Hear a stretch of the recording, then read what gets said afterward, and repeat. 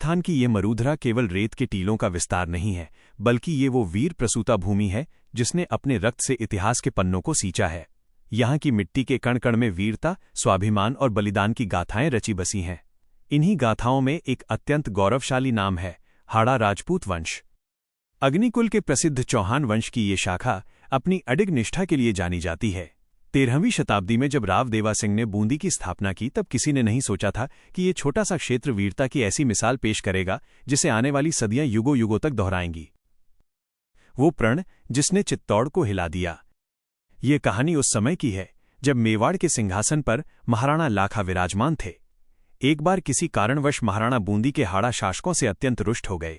क्रोध की ज्वाला इतनी प्रबल थी कि महाराणा ने भरे दरबार में एक भीषण प्रतिज्ञा ले ली, जब तक मैं बूंदी के अजेय तारागढ़ किले को ध्वस्त नहीं कर देता, तब तक अन्न और जल की एक बूंद भी ग्रहण नहीं करूंगा। पूरे दरबार में सन्नाटा छा गया। तारागढ़ कोई साधारण किला नहीं था। वह पहाड़ों की गोद में बना एक अभेद्य दुर्ग था जिसे रातों रात जीतना असंभव था। समय बीतने लगा, सूर्यास्त होने को आया, लेकिन महाराणा अपने प्रण पर अडिग थे। मंत्रियों और सामंतों के माथे पर चिंता की लकीरें उभर आईं। यदि महाराणा अन्न ग्रहण नहीं करते तो उनके प्राणों पर संकट आ सकता था। मिट्टी का किला, एक कूटनीतिक योजना। महाराणा के प्राण बचाने के लिए मंत्रियों ने एक चतुर योजना बनाई। उन्होंने तय किया कि चित्तौड़ की सीमा के बाहर मिट्टी का एक नकली किला बनाया जाए जो दिखने में हूबहू बूंदी के तारागढ़ जैसा हो। योजना सरल थी। महाराणा उस मिट्टी के किले को प्रतीकात्मक रूप से जीत लेंगे, उनका प्रण पूरा हो जाएगा और वे अन्न जल ग्रहण कर सकेंगे।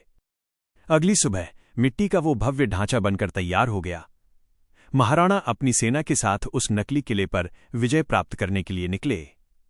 सबके मन में यही था कि ये तो बस एक रस्म है, एक औपचारिकता है, एक वीर का उदय, कुंभा हाड़ा। लेकिन नियति को कुछ और ही मंजूर था।